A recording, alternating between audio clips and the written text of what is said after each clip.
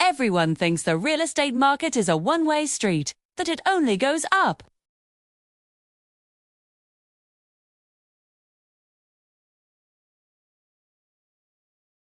It's the dream we're all sold from a young age. Buy a house, build equity, secure your future.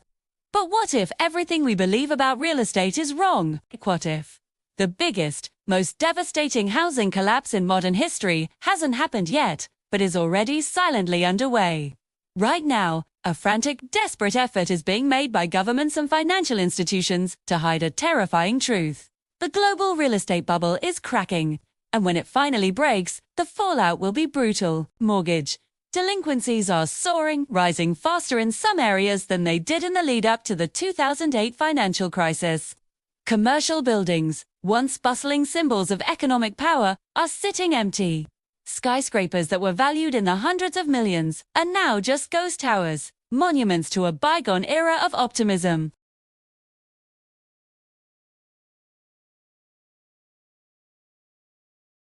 The aggressive interest rate hikes designed to curb inflation are suffocating potential buyers, pushing the dream of homeownership further out of reach for millions. Entire housing markets, propped up for years by cheap money, are now teetering on a mountain of loans that are becoming impossible to repay.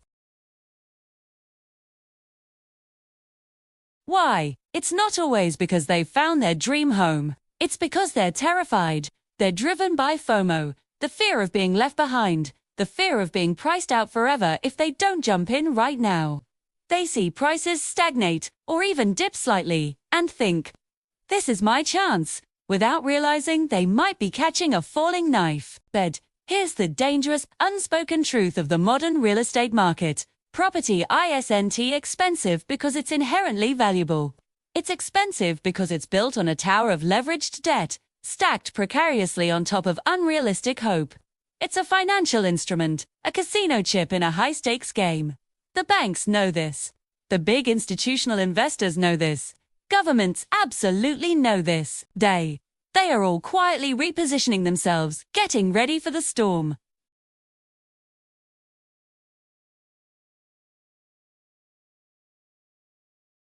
You don't have to look far to see the cracks spreading. Just look at the headlines they hope you'll ignore. In China, some of the world's largest property developers, companies like Evergreen Country Garden, are collapsing under trillions of dollars in debt, sending shockwaves through the global financial system. This isn't a localized problem, it's a contagion. Look at the commercial real estate market in major Western cities.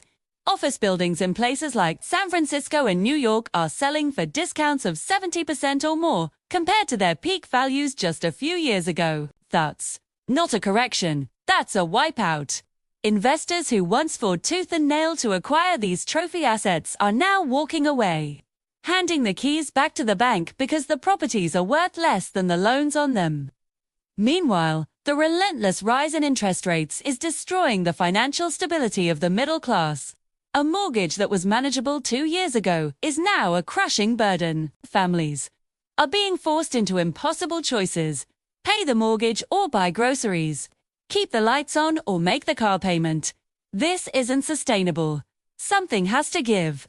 Everyone is hoping for what economists call a soft landing, a gentle, orderly correction, where prices cool down just enough for things to get back to normal.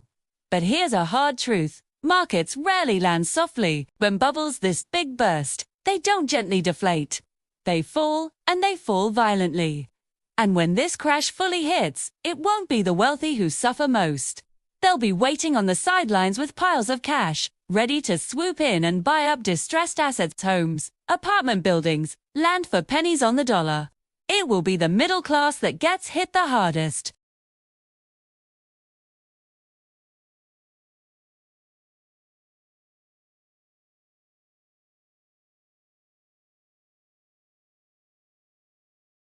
They are the ones who will be left with negative equity, foreclosures, and shattered financial futures.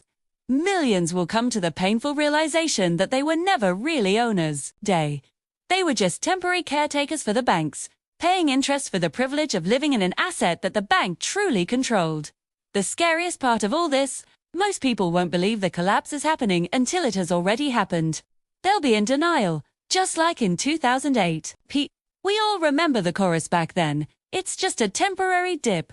Housing in my area is different. Real estate is a long-term investment. History is rhyming, and the patterns are eerily familiar. The smart money, the quiet money, is already preparing. They are discreetly selling off properties, reducing their debt loads, and converting assets into cash. They are building a war chest, waiting for the inevitable downturn to present the buying opportunity of a lifetime.